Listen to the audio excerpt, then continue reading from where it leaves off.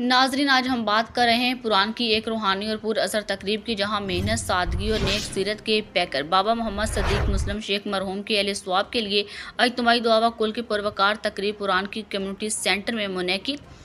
मरूफ सहाफ़ी डॉक्टर तसव्वुर हुसैन मिर्ज़ा की रिपोर्ट के मुताबिक तलावत तकरीब का आगाज़ तलावत कलाम पाक से हुआ, जिसके बाद नात रसूल मकबूल सल्लल्लाहु अलैहि वसल्लम पेश की गई, जिसने महफिल को एक रूहानी कैफियत में बदल दिया।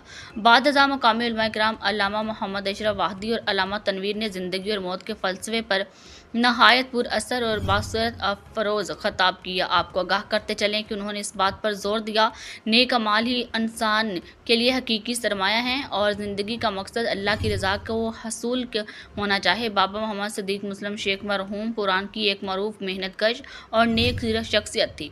मरहूम अरशद महमूद के वालिद ज़फ़र इकबाल, मोहम्मद अफजल फ़ौजी और साजिद सादक अनारकली और कैटरिंग सर्विस पुरान के चचा थे।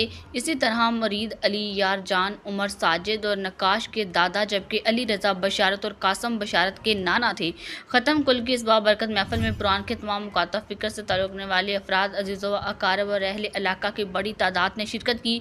शरका ने मरहूम की दीनी खिदमात, खुश अखलाक़ी और दयानतदारी को ख़राज तहसीन पेश किया।